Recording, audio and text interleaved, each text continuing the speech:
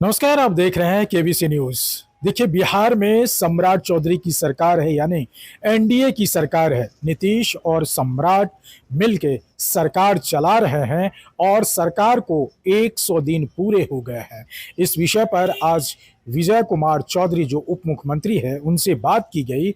बिहार में मानसून अभी समय हो चुका है, लेकिन मानसून की जो स्थिति है वो अच्छी नहीं है, तो बाढ़ को लेकर के भी बातचीत की गई है। क्या कुछ कह रहे हैं उप मुख्यमंत्री और जल संसाधन मंत्री विजय कुमार चौधरी, जरा आप सुनिए। देखिए, सरकार के 100 दिन पूरे हो रहे और इस दरमियान सरकार ने अपनी विश्वसनीयता कई मायने में प्रमाणित की। पहली बात तो इस भरोसे के साथ बिहार की जनता ने एनडीए को 2025 से 30 सरकार चलाने का मैंडेट या जनादेश दिया था। आज हमको बिहार की जनता को यह बताते हुए प्रसन्नता हो रही है कि बिहार सरकार जो जनता की अपेक्षाएं हैं उसी के अनुरूप चल रही है। और आप सब जानते हैं कि पिछले 20 वर्षों से एनडीए की हुकूमत पूर्व मुख्यमंत्री श्री नीतीश कुमार जी के नेतृत्व में चल रही और ये 2025 से 30 भी नीतीश कुमार के नेतृत्व के तहत ही जनादेश मिला था। और बीच में हम लोगों के नेता नीतीश कुमार जी ने राज्यसभा जाने का फैसला किया और अपने सहयोगी दल भारतीय जनता पार्टी को सरकार बनाने का अनुरोध किया। इसके तहत आज श्री सम्राट चौधरी जी हमारे मुख्यमंत्री। लेकिन सबसे खुशी और प्रसन्नता की बात कि सम्राट चौधरी जी जब से मुख्यमंत्री बने हैं, इन्होंने बनते समय पर और उसके बाद से लगातार हर अवसर पर इन्होंने घोषणा जारी रखी है कि सरकार के चलने की दिशा जो नीतीश कुमार जी ने तय की थी वही रहेगी। और आज बिहार की जनता भी देख रही है, हम लोग भी देख रहे हैं और सरकार में उनके साथ उप मुख्यमंत्री होने पर हम नजदीक से भी देख रहे हैं कि सम्राट चौधरी जी मुख्यमंत्री के रूप में बिहार को नीतीश कुमार जी ने जो सुशासन के रास्ते तय किए थे या न्याय के साथ विकास का जो रास्ता बनाया था, सम्राट चौधरी जी उसी रास्ते पर बिहार के विकास को आगे बढ़ा रहे हैं। कल भी आपने देखा है कि वो दिल्ली में जो वहाँ के भूतल परिवहन मंत्री, केंद्र में मंत्री बनने की चर्चा तेज है, क्या कहेंगे? अब ये सब चर्चा तेज मध्यम खत्म आप ही लोग करते हैं।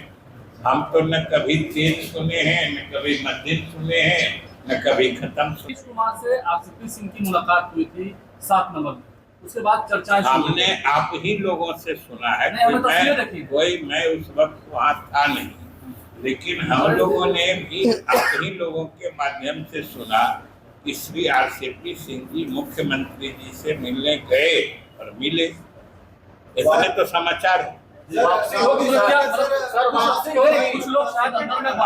अब ये तो कहीं मुलाकात में भी लिखा हुआ था। आप लोग भी तो इतने ही कहे कि वो गए मिले, तस्वीरें भी सामने में आई। जो सच्चाई है सो है। हमारे विभाग की तरफ से दोनों तरह की तैयारी। एक तो बारिश का महीना शुरू हो गया है और आपको हम बता दें कि बिहार में जब बारिश होती है तो उससे हम लोगों को ज्यादा परेशानी, यानी बाढ़ के पक्ष की बात हम कर रहे हैं कि बिहार में बारिश होने से बाढ़ की स्थिति कम बनती है। असली बाढ़ की स्थिति बनती है जब या तो नेपाल में बहुत अधिक बारिश होती है या झारखंड में बहुत अधिक बारिश होती है। नेपाल में अधिक बारिश होती है तो उत्तर बिहार की जो नदियां हैं, इधर घाघरा गंडक से लेके यहाँ कोसी महानंदा तक, उन नदियों में बाढ़ की स्थिति बनती है। तब उत्तर बिहार के जो हमारे रिहायशी इलाके हैं विभिन्न जिलों के, वो प्रभावित होते हैं। दक्षिण बिहार में तब बाढ़ आती है जब झारखंड के इलाके में ज्यादा बारिश होती है, जैसा पिछले साल हुआ था। उत्तर बिहार के नदियों की स्थिति लगभग सामान्य या थोड़ा बहुत ज्यादा रहा, लेकिन झारखंड में इतनी बारिश हुई कि हमारे दक्षिण बिहार की नदियां बाढ़ से उफलाती रही। इसलिए इधर नालंदा जहानाबाद के इलाके में बाढ़ की स्थिति ज्यादा माने कष्टप्रद थी। इस बार अभी तक सब कुछ नियंत्रण में है और हम लोग दोनों स्थितियों से निपटने के एक तो जो बाढ़ के पूर्व की तैयारी होती है, जहां विभाग के आकलन में तटबंधों पर असुरक्षा या टूटने का खतरा हो सकता है, हम लोग वहां उनको मजबूत करके, पुख्ता करके, और अगर कुछ इमरजेंसी में सामान की जरूरत पड़ी तो वो भी इकट्ठा करके रखते हैं।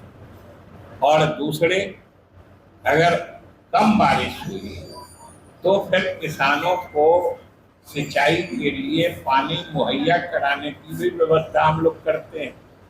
अपने जलाशयों में पानी का इंतजाम करते हैं। और आप जानते हैं कि जलाशय भी हमारे अंत में निर्भर करते हैं बारिश के पानी पर ही।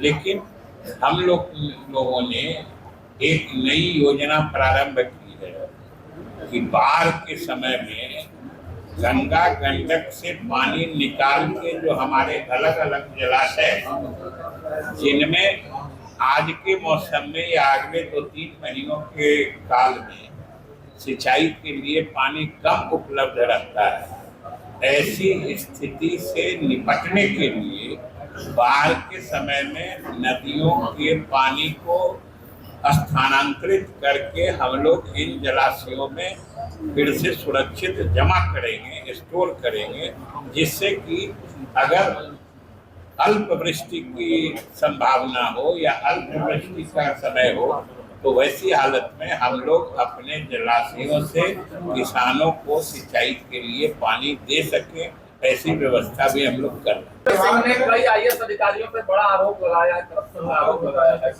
देखिए, आरोप लगाया है तो सरकार तो पारदर्शी तरीके से काम करती है। जिन पर आरोप लगाया है, हम तो यही कहेंगे कि सिर्फ आरोप नहीं लगाए, प्रमाण दें, सरकार निश्चित जांच कराती है। तो आपने सुना, बिहार के सरकार, नीतीश और जो एनडीए की सरकार है, खासतौर पर सम्राट चौधरी की सरकार को 100 दिन पूरे हुए हैं और इस बात को लेकर के उप मुख्यमंत्री ने क्या कुछ कहा, और उन्होंने इस बात पर जोर देते हुए कहा कि नीतीश कुमार 2025 से 30 की जो नेतृत्व है वो आज भी सम्राट चौधरी के साथ है और नीतीश कुमार का जो सुशासन कार्य प्रणाली था वो आज भी बरकरार है।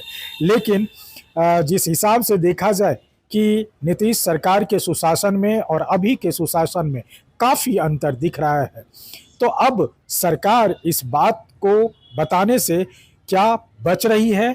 उसी दूसरी तरफ अगर देखा जाए तो राबड़ी देवी के आवास को खाली करने की बात की गई, उन पर भी बातचीत करने का कोशिश किया गया, लेकिन उप मुख्यमंत्री उस पर कोई टिप्पणी करते हुए बचते नजर आए।